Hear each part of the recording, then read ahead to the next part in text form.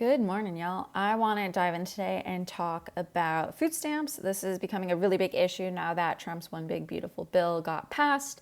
A lot of folks on the internet are freaking out about how families in need are about to lose a ton of money. And there's a bit of a misnomer. It's not actually cutting money, it's just putting a work requirement in place. But as we'll dive into this video, you'll see why that matters. But I want to take a different approach to this, and I want to talk about why food stamps is such a problem and how it's actually hurting all of us more than it's helping. There's kind of an idea out there that food stamps is helping people who need it, and in reality, that's not the case. It's causing a lot more problems than good. I'm not saying we should let people who have fallen on hard times starve, but we need a different solution than this. So by the end of this video, you are hopefully going to see a new perspective about food stamps that maybe you hadn't considered before, and it will challenge you, hopefully, to see a different perspective and maybe even change your position on it entirely. So to get started, I want to show you two different TikTok videos I saw of individuals receiving food stamps. This is the first one from Quay Party of 9.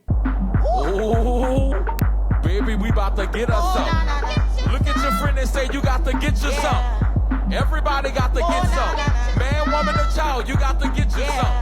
I don't care about what religion you with, what color, what race you with. Look at somebody and say you got to get you some. So this is a woman with 9 children from 9 different fathers. According to this, 6 of them are under the age of 5, and she gets $3,000 in food stamps every month. Okay, so that's her cooking. You can go, she has a YouTube channel as well. You can go to her TikTok if you want. She lives in Georgia. She openly talks about her being on food stamps and supporting 9 children with 9 different fathers while being on food stamps. The next one might be a little bit surprising, but I'll explain why. It's not in just a moment. $1,000 today. I get asked all the time, how on earth do I qualify for food stamps when I receive TikTok income? And it's really quite simple. I just don't report the income, because the government has no tools to even see my bank account. Oh, also, and according to all of you guys in my previous video, I should be shoving one of my kids back up my hoo-ha because apparently I have too many kids and can't afford to feed them. Also, I even got a comment telling me that they weren't surprised I was on food stamps because of my husband was Hispanic. Obviously, my TikTok income is reported to the government. They see my bank account every time I have to reapply for food stamps, or I just have to update them about an income increase. Hi, my name is Renelle. I'm a stay-at-home mother of 4 kids. 3 of them are in school half days, and the other one is still at home. I am also a full-time student, a full-time content creator, and my husband works full-time and most of the time overtime. He is also a full-time student. This fall, my youngest daughter will be starting preschool. At that point in time, we will have 2 incomes and both still be full-time students. And for all the nosy Nancys in my comments, I did get my tubes tied. My doctor even used to refer to me as a Pez dispenser for babies while on birth control. So it wasn't like we were being totally irresponsible. God just had a different plan for us, and that happened to be 4 beautiful daughters. And I couldn't imagine my life without them. I'm so thankful for programs like food stamps that offer assistance for families that are in need. The goal is that one day we won't need them. But if you qualify for food stamps, don't be ashamed to swipe that food stamp card to feed your family. It doesn't matter what card you're swiping as long as your kids are fed. Also, we've been saving for a new grill and we got a Blackstone and we are so excited to start using it. Okay, so there's another person who is, I'll get out of that real quick. So that's another person who is receiving benefits. Some questions I have. You can't be full-time at multiple things. You can be a full-time stay-at-home mom and a part-time content creator and a part-time student, but you can't do all things full-time. There's just not many hours in a day. And if you've ever worked towards something really difficult or worked towards a goal, you've probably come to the same conclusion I have, in that you can focus on one thing really intently and do it really well and keep other things on the periphery.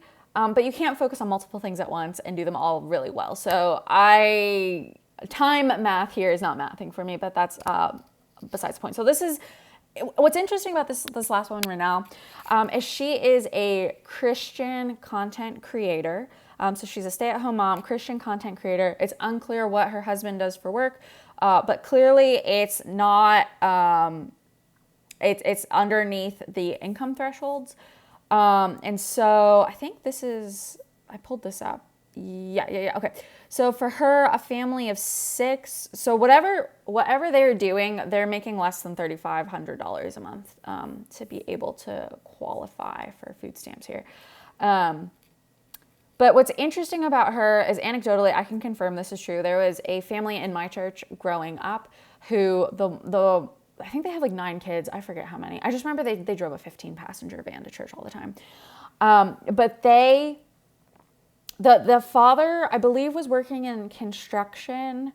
And I graduated high school in 2009, so this would have been during the financial crisis. And so I'm not quite sure what his situation was because of that.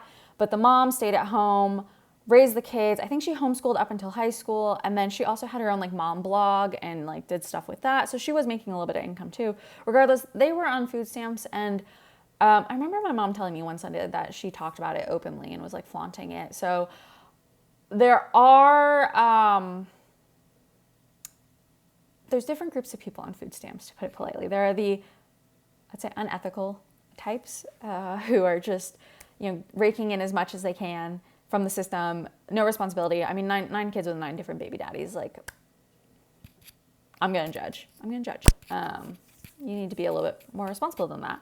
But then there's like a group of people who hate the welfare queens. They look down on them, but then they themselves play the system. So it's just kind of messed up. I wanted to pull this up before I dive into my next point. I want to pull this up because the first woman says she got $3,000 with 9 kids. And at first I wasn't sure if that was true or not. So that woman is making whatever she's getting from baby daddies. I don't know, but she's less than, $5,000-$6,000 a month in income. But she is getting the max here. So there's 9 children and then her. So there's 10 people in her household. So I did the math here and it was about like 2,100. I think someone correct me if I'm wrong on that. So it's under 3,000. She has separate videos where she receives WIC as well. So it is reasonable to believe this woman is making $3,000 a month in food stamps. A couple other things you'll notice from those videos that I showed you. Food stamp people seem to always be on the more obese side. So they're not healthy people, which costs more in other taxpayer benefit programs, especially Medicaid. They obviously aren't eating healthy, like, serving chicken nuggets and French fries and buying corn dogs. Again, like, not judging, but for reasons I'll talk about in a moment, like there's a problem. Like the more packaged food you buy with food stamp dollars, like the more problematic it is from an economic perspective. And so, regardless of what you think about what food stamps should be, the reality is that's not what it is, okay?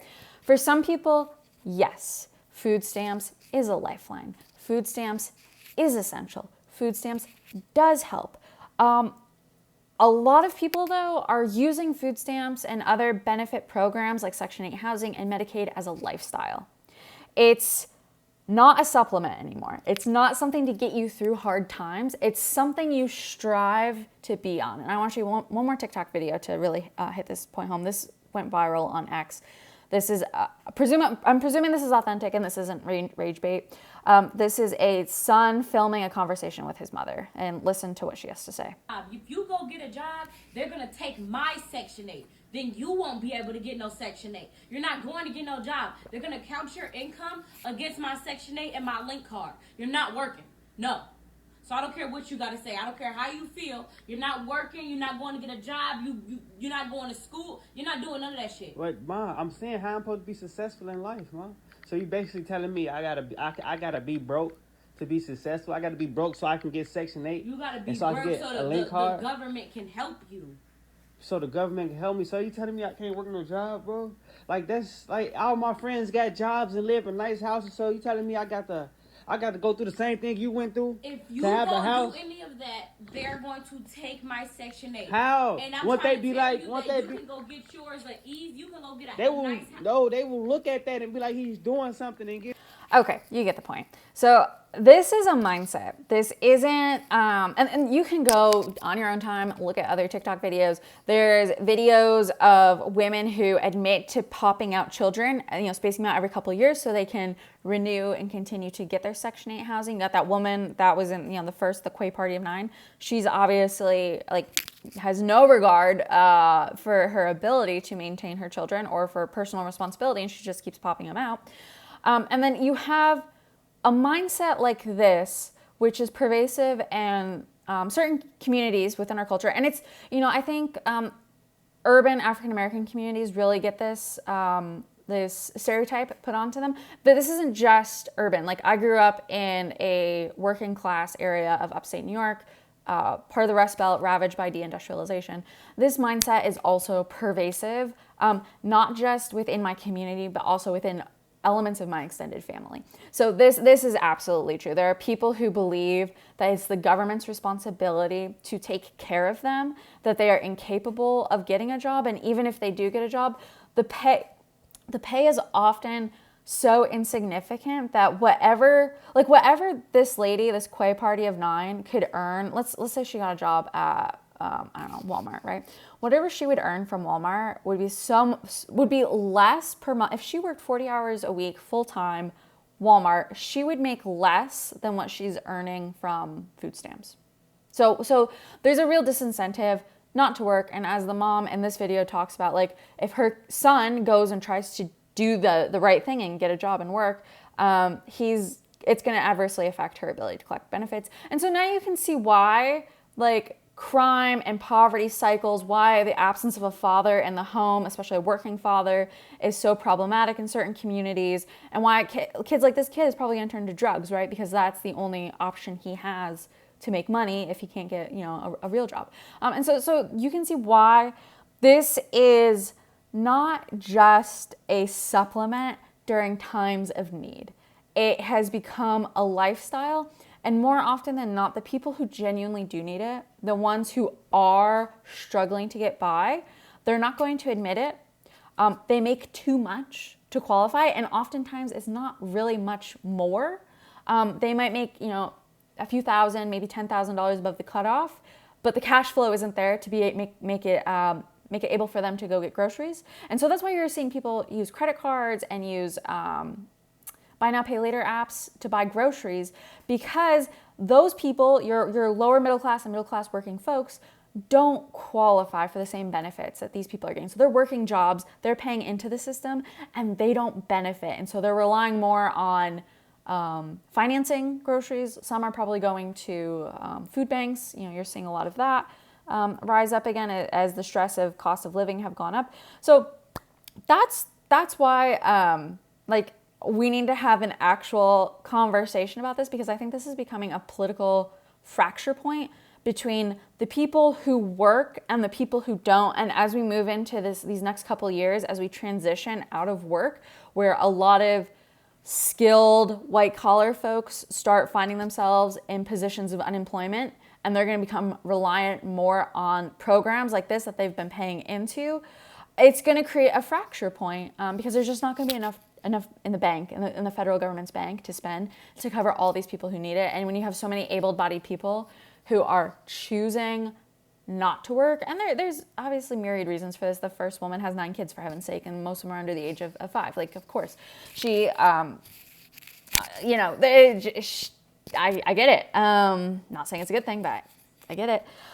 So the problem with all of this is that, and I think this is getting into the bigger issue, is these people are benefiting more from the system than other working people. And there's a reason why they're benefiting from the system. I think it's deliberate and by design. I'll get to that in a moment. But before we dive into that, I just want to give you a cost comparison, because there's this narrative that people on food stamps aren't receiving enough. You've probably seen the food stamp challenge that people do, that they're not receiving enough. But clearly someone making $3,000 a month on food stamps, when you have a ton of people in this country who are working full time and not even bringing that much money in.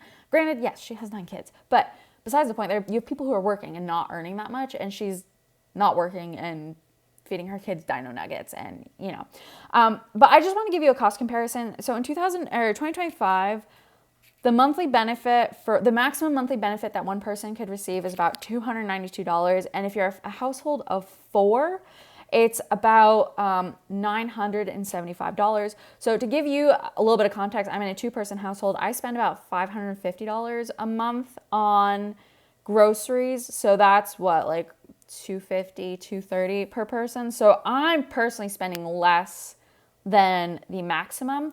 But I recently saw this video come up in my feed.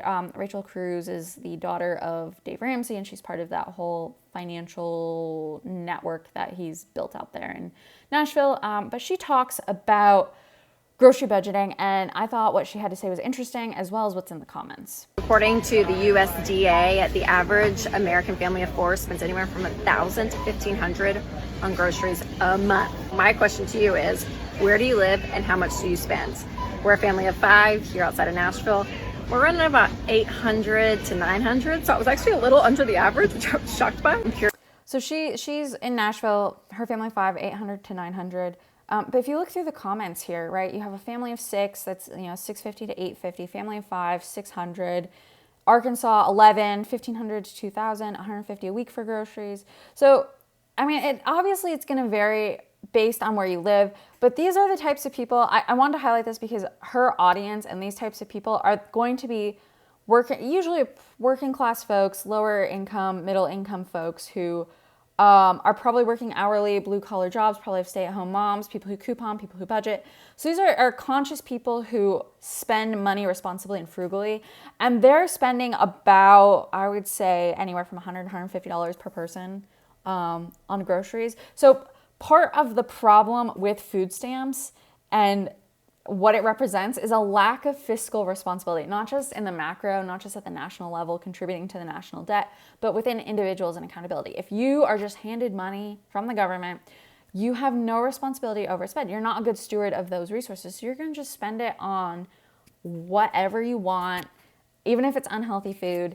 And you're not practicing any sort of skills to budget it. And like she said here, like if the average household is spending $1,000 to $1,500 a month, and the maximum out of pocket for a family of 4 on food stamps is $975. I mean, you're not actually asking people on food stamps to do any work to spend less money. Like if you ask someone in a poor country like what they eat for survival, you're going to get a lot of rice and beans, potatoes, onion dishes, like really cheap stuff. You're going to have people who are going to scrimp and save, and they're going to cook certain things. They're going to cook from scratch. They're going to do things to make their money go further, to make their food go further.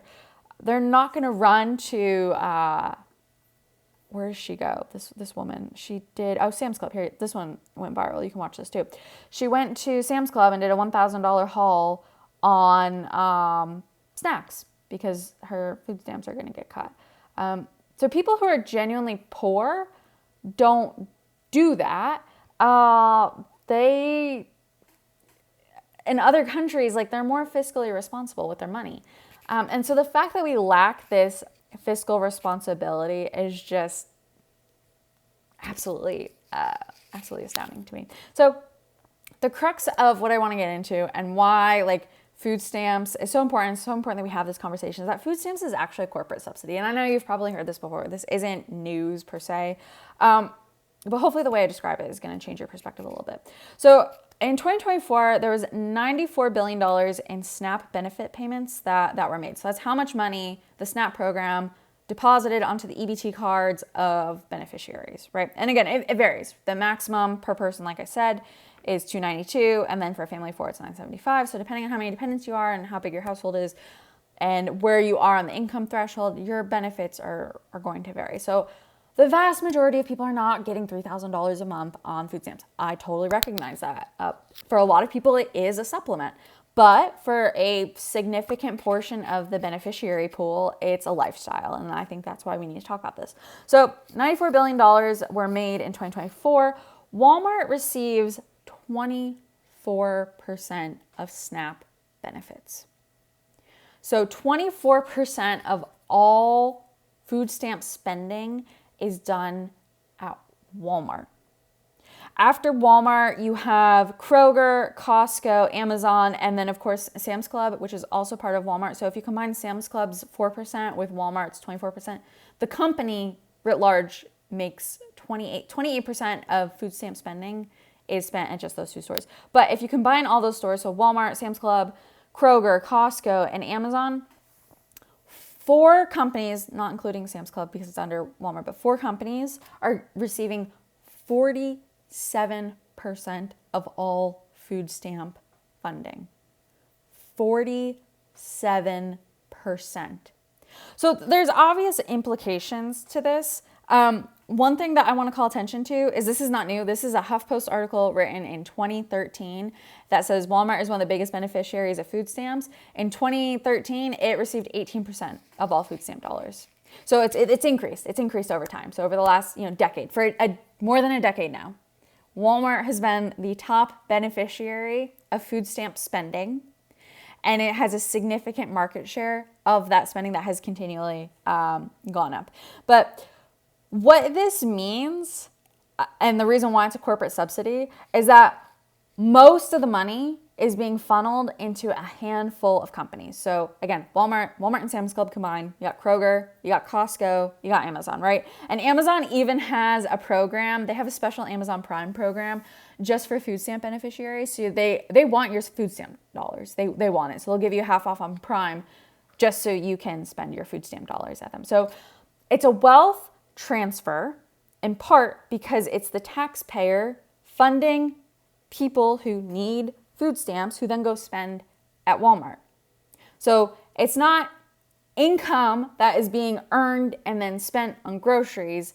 It's taxpayer dollars that is being transferred to food stamp beneficiaries who then spend it at Walmart. But the bigger issue is this represents a concentration, right? This represents a concentration of that funding within a handful of companies. Obviously Walmart, I'm going to pick on in the rest of this video because Walmart is the biggest, but it obviously includes Kroger and Amazon, all those too. But it's a high concentration of low consumer spending away from other businesses, right? So if 47% of all food stamp dollars is going to only 4 companies, it's not going to your small mom and pop grocery store, right? And it's probably not going to small consumer packaged good brands, right? You saw a lot of stuff, food stamp people spending, they're not budgeting so they can spend whatever they want. So if they want the brand name Kraft macaroni and cheese, they're going to buy that. I'm not saying, again, not everyone does this. Some people do budget. But if you have no care in the world, you're not going to budget.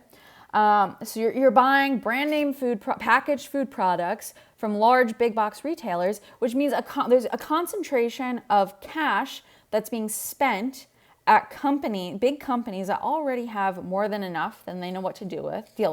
And then that is being spent within products, packaged foods specifically, that are dominated by only a handful of companies. And I don't have the stats on this, so someone else has the stats, but what percentage of food stamp spending is going to ConAgra? What percent is going to, Nabisco and Mondelez and Mars and all these big packaged food companies, right? If you are a small mom and pop grocery store, and there's tons of them that still exist, I know it seems unlikely, but there are smaller chains even, Brookshire Brothers, Randall's, Tops back home for me in upstate New York, Meijer. We had one in a mom and pop store called Meniere's Market, right? So those still exist. And they're not getting as much food stamp spending, right? Like they're not benefiting from this at all. It's just concentrating into the hands of big companies. So the people who want food stamps and support food stamps continuing might not be aware or might not realize that they're pushing for a public program that transfers money to big companies. But within those companies, and that's the crux of what I want to talk about in this video, within those companies, there are wealthy individuals who are directly benefiting from food stamp spending. So Walmart, like I said, 24% of all of their spending within Walmart stores or 24% of all SNAP spending, so food stamp spending within, and just generally speaking, is going to Walmart. I'm not including Sam's Club in this analysis because that just complicates things, but it's whatever I'm going to say is going to be probably a little bit more because if you factor in Sam's Club, like, just a little bit more money. Regardless, 24% of SNAP spending is going to Walmart. Walmart captures 10% of its total sales from EBT payments. So EBT is the debit card where like your benefits are loaded onto. This includes a bunch of different programs, not just food stamps. So WIC, TAN, I forget what that stands for, food stamps, other like voucher type programs. So 10% of Walmart's total sales come from public programs. So in 2024, I think it was, Walmart generated $441 billion in the United States in total sales. So 10% of that is going from government funded programs. So assuming again the 24% number for SNAP, that means of that 441 billion, Walmart generated about 22.56 billion in revenue from food stamps alone, right? So that represents about 5% of Walmart's total revenue, and it's just coming from one program. We're not talking about WIC, we're not talking about all the others, just food stamps. 5% of its revenue is coming from food stamps. Okay, so changes in food stamps affects Walmart's bottom line. This isn't a significant number. Like, Walmart has a stake in continuing the flow of food stamps into its stores and getting food stamp spenders, people with food stamp dollars, to come and spend money there. The CEO has talked about this. You can Google it. I'll leave some links as well in the description here. But the executives at Walmart are well aware of how much of an impact food stamps play in their business and how important it is. And I can make a whole separate video as well about how Walmart associates are paid so low that many of them are encouraged to go on to food stamps. So it's just like this self-perpetuating loop of government corporate subsidies. It's just mind-blowing. But okay, so the CEO knows this. Food stamps is an important, not the most significant, obviously, but an important lever in profitability. So within Walmart, again, just focusing on Walmart here, the Walton family owns 46% of a stake in the company, and that is split into two holdings. So they have Walton Family Enterprises, LLC, and then Walton Family Trust. And so those two entities hold the shares. And without like diving into too many details, but anytime you have like a corporate entity or a family trust holding shares of stock, there's probably a team of accountants who are working at those entities to shield as much of that money from taxes as possible. So it's not like you and I, retail investors, going to, the stock exchange, Robinhood, Schwab, whatever you use, and buying Walmart stock. Like, they have preferred shares of stock held within companies, and their stock is deliberately shielded from taxes. So I don't know this to be true, but I'm just positing that it's probably true based on just how other wealthy people behave. It's likely that they have their stocks held within this LLC and this family trust. Whatever revenue they generate from that stock, so whether it's the appreciation and sale of the stock or dividend income, they're retaining and reinvesting. So it's not even a realized capital gain, so they're not paying any taxes on it. So they own 46% of the stake in Walmart. Walmart is a dividend stock. They pay out a dividend. Their payout ratio, so that's the percent of their earnings that goes to a dividend payment, is about 40%. I've seen others that it's a little bit lower, like 35, 36%. For the sake of this, we'll use 40%. So that means of their net income after they've deducted their costs, including salaries for their and payroll for their workers, the 40% that's left is sent to shareholders, and the 60% that remains is reinvested in the company and for other expenses as well. So 40% is returned in the form of a dividend. So Walmart put this out in February. They raised their annual dividend by 13%. So now it's 94 cents a share per year. And this is the 52nd consecutive year of dividend increases. And this is astounding because a lot of companies, when there's dips in the economy, they'll pull back so that they'll reduce their dividend payments potentially. They'll not issue dividends. So during the financial crisis, this happened, and COVID. I'm sure companies dipped as well and didn't pay. So for 52 years, the number of crises and economic downturns Walmart has sustained itself through and then continued to put out a dividend is just astounding. But this year they've gotten a 13% increase. So think of it like this. Like think of it the same way like you would ask for a raise from your boss. Like most people aren't even getting a raise to keep up with the cost of inflation. But if you own Walmart stock, you got a 13% increase for doing absolutely nothing.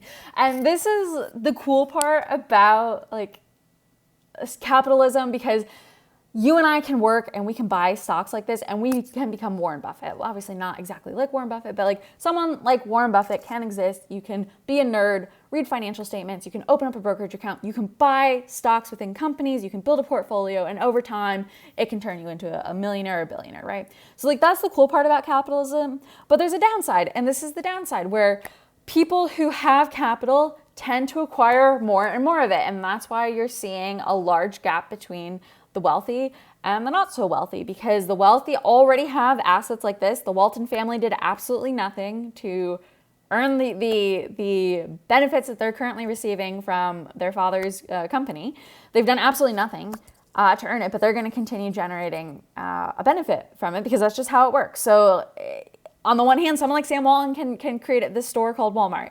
On the other hand, his descendants get to benefit from it and do absolutely nothing. So well, capitalism isn't perfect, but the fact that this exists is, one of the reasons why I think it's worth celebrating it, and why we have to talk about food stamps and wealth transfers and corporate subsidies, because we end up obfuscating the actual core message and the core problem and blaming capitalism, the system, rather than blaming the programs that enable wealth transfers to happen in the first place. And that's why I'm so passionate about this, because food stamps is a hidden wealth transfer program. Okay, I digress. Anyways, so Walmart increased their dividend, so you get paid 94 cents per share. So basically, for every share you own, you're generating almost $1 every year from it. So the Walton family owns 46% of shares. I use ChatGPT for some of this, so the numbers might be off slightly, but I think I tried to fact check it as best I could, and I think they're pretty on point. So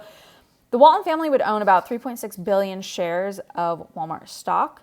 So that means their dividend income that they're generating from those stocks is anywhere from like $3.4 to $3.5 billion. So again, these stocks are doing nothing. They're sitting in their trusts and their LLC, and they're just generating free money for them. So obviously, like I said, that money is part of a payout. 40% of net income is paid out to the dividend. So whatever money shareholders are receiving, it's not just like magical money that's appearing out of nowhere.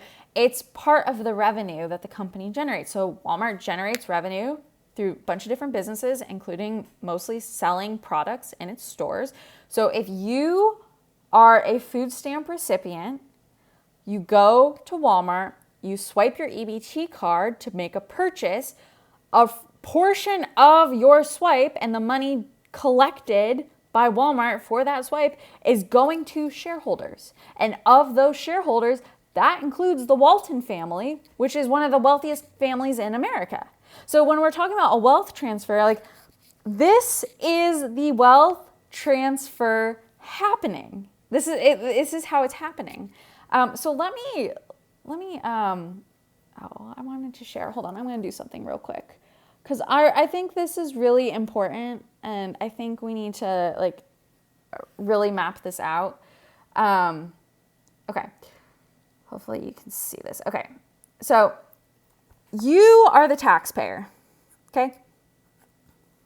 You are the taxpayer. You go to a 9-to-5 job, you work your 40 hours a week.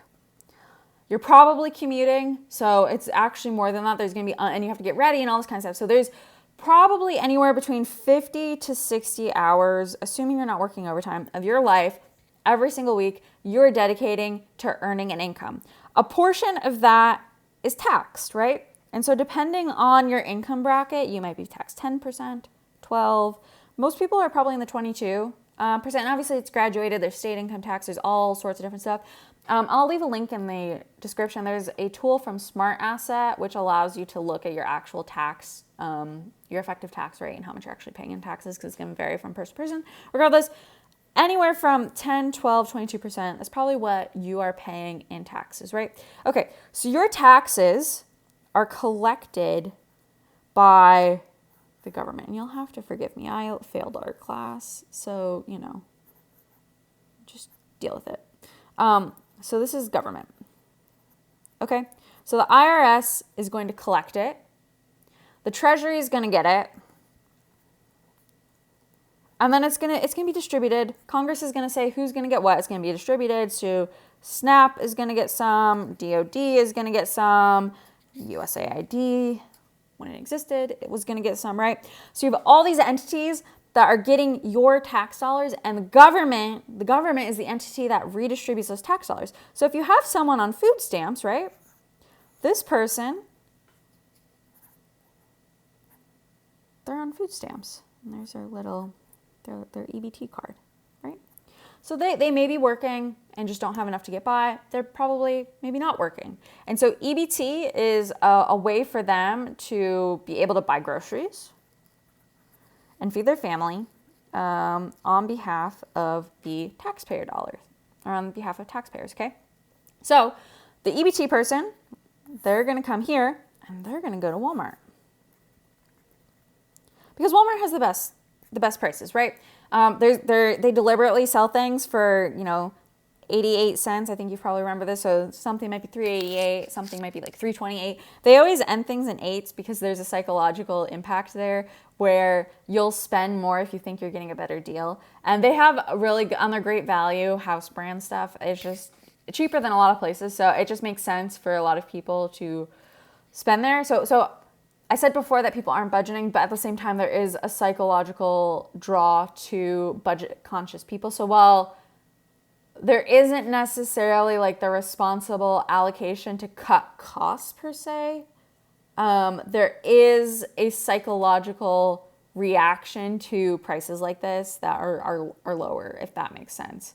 So you're going to have that lady making $3,000 buying like dino nuggets and feeding her 9 kids. Like, I don't know that she's like clipping coupons and making a list because she doesn't need to necessarily, but she's still going to go to Walmart because she's getting more bang for her buck, or at least it appears so. So anyways, so Walmart is going to collect, they're going to do this multiple times, right? So you're going to have this whole process right here repeat itself multiple times over and over again.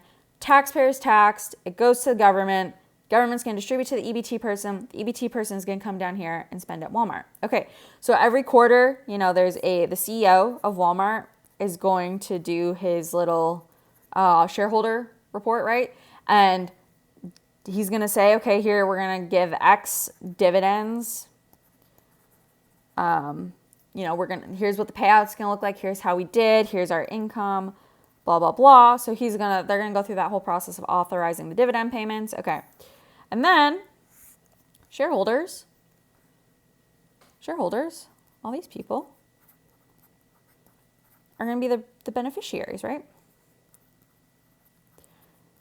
So all the shareholders are going to be the beneficiaries. So some of these people include retail people like you and I. So again, people who go to Robinhood or whatever app you use to buy stocks. It's going to include the CEO and other corporate executives where it's part of their compensation. It's going to be institutions, so like BlackRock.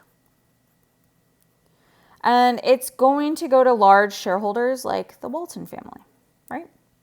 And so through this process I've laid out here, you, the taxpayer, through the government, is transferring money to someone with an EBT card who goes to Walmart, makes a purchase. The CEO collects all that data, and the CFO and all those people collect the data, and then they report it to the shareholders, and they issue a dividend, which is an effective transfer of wealth from the taxpayer to the shareholder, okay? Now, some of these people might spend it, right? A retail investor might spend their dividend income. But chances are these guys who own the majority of the outstanding shares within large companies like Walmart, they're not spending it, they're reinvesting it. And so this is why we're having so many problems in society, because we are quickly running out of people like this who earn enough money to tax so that we can do this little transfer here to these people who don't work and who, quote unquote, need it. And so the ultimate beneficiary of this whole exchange is not the person on EBT, okay? It's the folks down here. It's the shareholders, right? And these guys have a vested interest in maintaining food stamps because they have the most to gain from it. And so what I've just laid out is how like one company is doing this, but this is happening at scale. Lots of companies are doing this. They have teams of lobbyists and influencers down in Washington who are pushing for food stamp programs on a programmatic level and within Congress, so making sure the appropriations, the dollars appropriated to these programs, this whole process up here, this how government doles it out. You have teams of lobbyists in Washington who are making sure that SNAP stays relevant. But of course, there has to be a public messaging campaign around this, right? Or else the whole thing doesn't make sense. To give you a corollary to understand the public messaging, in the 60s, 70s, 80s, when Coca-Cola and soda companies transitioned from glass to plastic, they had to get the public on board because they preferred the taste of Coca-Cola in glass. So one of the ways they did that was through recycling programs. That's why in like the 70s, 80s, 90s, within the whole push, Rachel Carson's book and all that kind of stuff, people were pushing for recycling. That's why recycling was created. It was subsidized by companies that were using plastic. And oh, by the way, the companies that were selling the plastic were oil companies. But it was all part of this macro narrative that recycling is good, because that was the only way to get the consumer to buy in on consuming products not packaged in glass. Obviously now, several decades later, we know that only a fraction of plastic that has, I think it's like 9%, a fraction of plastic that has ever been manufactured has actually been recycled, right? So we know that was all built on a lie, but it was part of a PR campaign, a public marketing campaign, in order to convince people to use plastic instead of glass. Well, the same thing has to happen for food stamps. There has to be a public marketing campaign in order to convince people that there's just a lot of needy people, that they're the ones who need it the most, that you have starving children, and that, Trump, orange man bad because he's going to be taking away money from these people. When in reality, that's not exactly what's happening. Kind of like what I showed, in this video. The reality is people who are benefiting from food stamps are individuals like this. They're people who lack personal responsibility, to put it politely. You have people who are gaming the system. You have people who have turned it into, like the mom here, people have turned it into a lifestyle. It's something that they can't live without. And so it's not so much that the new work requirement is taking money away from people. It's just holding people responsible, but also it is ensuring that instead of it being just a direct transfer, the people who are benefiting from food stamps are generating some sort of income to truly supplement themselves. And so this is why this is so important. And I don't think people realize that women like this are being used as pawns in a corporate game. They are being used as pawns in this large corporate political game of transferring tax dollars to corporations and to wealthy families within those corporations. And this is obviously creating a big problem within American politics, and it has for a long time, right? Like, you've heard the stories of the welfare queen, and this is kind of the myth that the right likes to put up, but then the left likes to say, no, you're taking food out of the hands of children and the elderly. And they don't acknowledge that there's an element of truth to both. There's kids who are getting screwed over by the system just as much as there's people who are taking advantage of it. But I think one of the fracture points that people aren't necessarily considering is the middle in between, the middle class. There are people who make too much. There are families here who make too much, right? Who can't. So what was this? So 2,600 is for a family of four. So let me do some math real quick. 2,600 times 4. So that's $10,000. That's not that much. Wow. Okay. There's people who, there are people who are struggling, right? You know how much rent is, you know how much mortgages are, blah, blah. There's people who are struggling. This is the cutoff, right? For income. So this is the 100% poverty level, and then you have the 130%. And I don't know quite off the top of my head what the different poverty, I think it just determines like how much you get. So a family of four, so anywhere from 10,400 to 33,880 times 12 to 40,000. Okay. So these are how you qualify for food stamps. Like you kind of have to make within this range on a monthly basis and recertify. But there are lots of people who don't make within this, or for a variety of reasons, they choose not to pursue food stamps, and they would rather work than qualify for food stamps. But you have a lot of people who are on the cusp of qualifying, and they don't.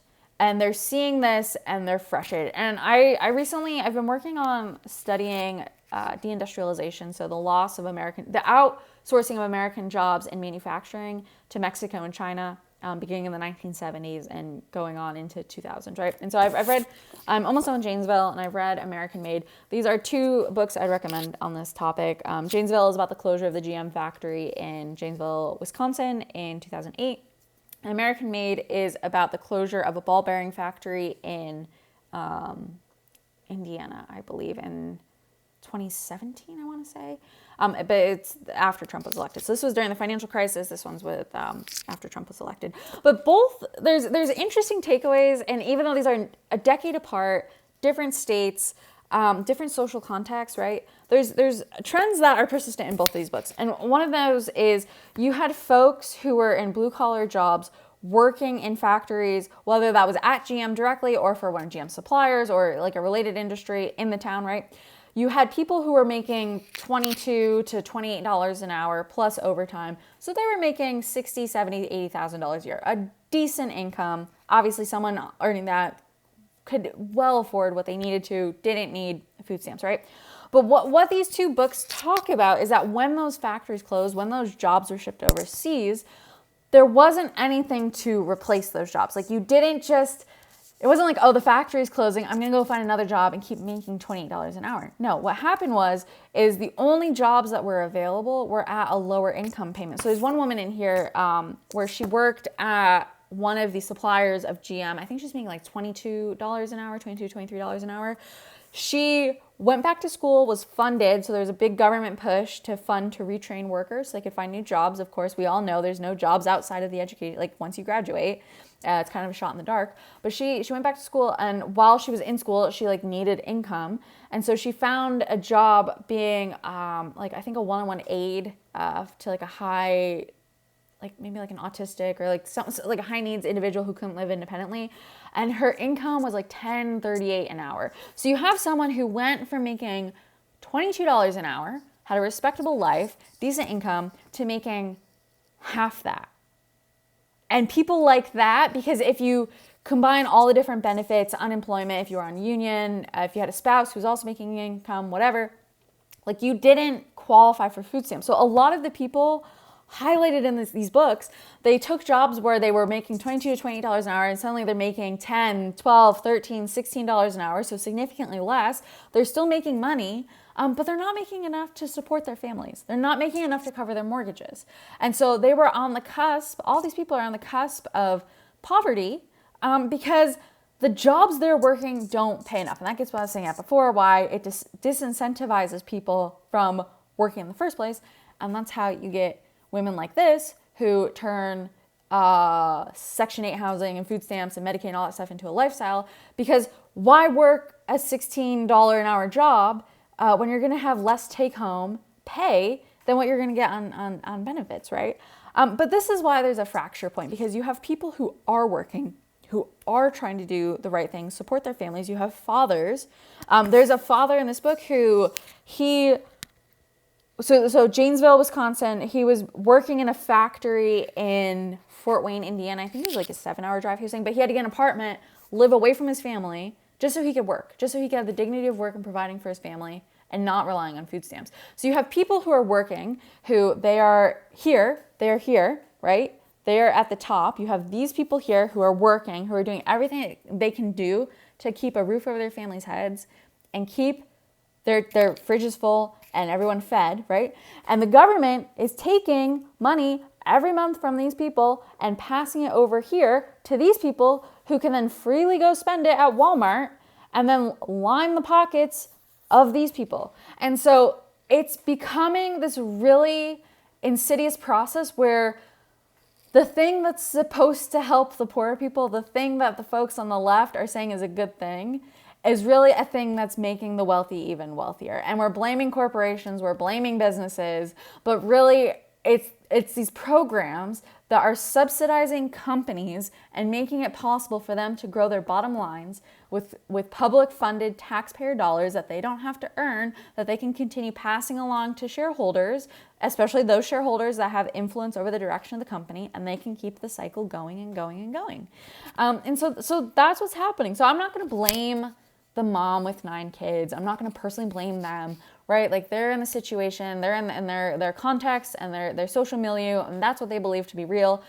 I'm not going to blame, the hardworking Americans who are just trying to get by, figuring out what's next after de-industrialization. They don't have jobs. They haven't, recovered from 2008.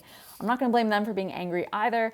I think there is a bigger PR campaign that's trying to pit both sides against one another. And so this whole process of transferring wealth from the taxpayer to the shareholder has been obfuscated, and the person with EBT and the person on food stamps is the pawn in this game. They're just the intermediary that's transferring the money from one party to another.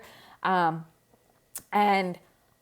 I think we're deliberately being pit against each other because there are this anger. I mean, it is absolutely insane. I work for myself. I work 100% for myself. I earn my own income. I work hard. I get up early a lot of mornings so I can put in extra time and, figuring out I'm building, a YouTube channel because I need to diversify my own revenue streams, and I understand that. And so it's really infuriating. Like, as a self-employed person or anyone who's own their own small business, you see this, and this is where your taxpayer dollars are going. And this is why people are shielding their income, right? Everyone's like, oh, like the wealthy should pay more. This is exactly why they don't want to pay more. It's because they see women like this who are popping up more kids than they can handle with 9 different fathers, which is just, again, like grotesque. There's no moral standards. There's no accountability. There's no responsibility. She's going to just be able to keep collecting for the next 18 years. Assuming she's done with her children, assuming she's done, she's not going to have any more children. This woman's going to keep putting out and keep collecting benefits. And so, yeah, people are angry. And again, this rage. We're having a conversation down here, like a tier 2 conversation down here. And we need to be having the tier 1 conversation up here of like, okay, I see this. I acknowledge it. I don't like it. At the same time, what's actually happening here? This woman is being played. This woman is being played by wealthy families, institutional investors, CEOs, people who have a vested interest in continuing the flow of SNAP dollars to their companies and their businesses. And that's what's happening. So I think we need to wake up and understand why that is happening, what the end goal is, and who's being manipulated by whom. And consistently, as we're seeing, this has been going on for more than a decade now. Like, Walmart continues to get more and more money from food stamps. So clearly this is not ending anytime soon. And they continue to pass on their gains to their shareholders. So this is clearly like what is happening. And so I think we do need to end food stamps. We need to just get rid of it. We need to go back to private funded charities. A work requirement is one step in the right direction, but chances are, if you need food, you're probably going to a food bank anyways because you don't qualify for food stamps, right? So we need to empower those entities, ones who have a stake in the community, And communities need to support their own. It's not the federal government's job, right? It's not my job sitting here in Texas to pay taxes so a woman with 9 kids in Macon, Georgia can feed them dino nuggets. Like, that's not my responsibility. My responsibility is to people here in Austin, Texas. That is where I live. This is my community. I am responsible for ensuring the well-being of this community. And so I think communities need to, I think we need to get rid of the federal programs, because this is not, it's not sustainable, right? This is not sustainable because companies like Walmart have a vested interest in growing the pool of people who receive food stamps and the dollar value they are earning, or they are receiving rather, and spending it at their stores. And so they're going to continue lobbying and pushing this public relations campaign so that we're going to continue being divided, and that it's going to tug on our heartstrings to tell us to pay more, that food stamp beneficiaries need more, that they're just innocent people who are caught on hard times and they need more. They're not going to talk about the fact that it's a lifestyle and it's become one. They're going to ignore that. And people on the right who complain about the lifestyle and the welfare queens are going to continue being castigated by the morally superior and righteous folks on the left, right?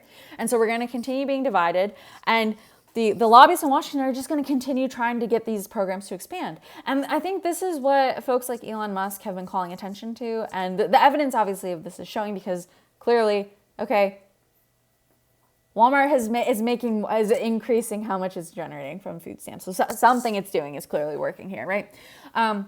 This is unsustainable. And as we move into automation, kind of like I was talking before with de-industrialization, taking jobs away in America's heartland in factory and manufacturing, it's going to happen now to white collar workers, right?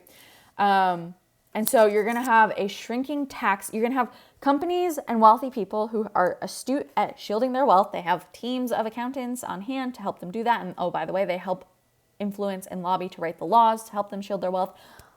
That's not going to change. There's no incentive for the wealthy to continue paying taxes, because clearly it's being spent inefficiently, because it's going towards stuff like this, using food stamps as an intermediary to transfer wealth from one person to another. So they know that's happening, and so there's no incentive to change the system, and it's only going to continue to grow. And so at some point, it's not going to become sustainable. Like, we are quickly reaching a point where socially, politically, financially, economically, this program is not sustainable. So communities need to start being responsible for themselves.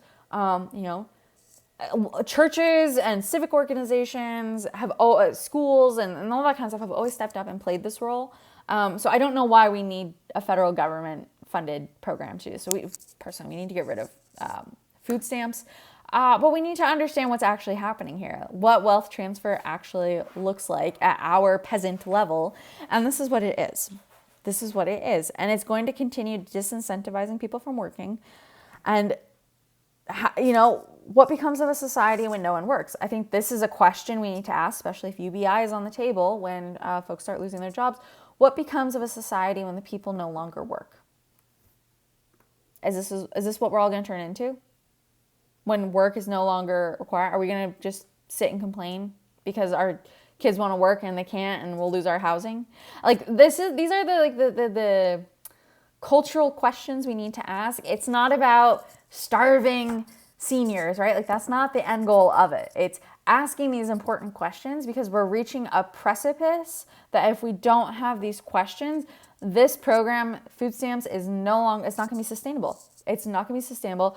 Too many people are going to start opting out. And there are a variety of ways they can do that. And so I think we need to really have these conversations and start looking behind the curtain at what's really going on, because taxpayers are fed up and they're not benefiting from the system. They're not like the people in this book, like, they didn't benefit from the system that they paid into. And this is going to happen to more and more people. And so I think there's not much time left until I think this boils over. And it's important to look behind the curtain at what's happening here. So hopefully this was a kind of a rambly video, but hopefully this changed your perspective on food stamps, or helped you think a little bit differently, or give you a different perspective that maybe you hadn't considered. And if you still support food stamps after watching this, if you still support food stamps, disprove my claim. How is it not a wealth transfer to corporations and the shareholders within those corporations? If you can like argue a claim against that, please drop it in the comments. I would love to hear. I don't think it's possible. I can't see any other way.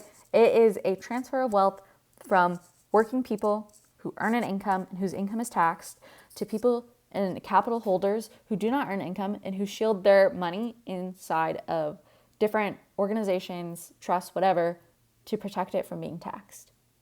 And so they're not contributing. And I don't think threatening to tax people who make more money is going to solve the problem anytime soon. So I would love any rebuttals to this if you have them. If you enjoyed this video and would like to see more of it, please like and subscribe. That would help me out immensely. All right, I'll see you in the next video.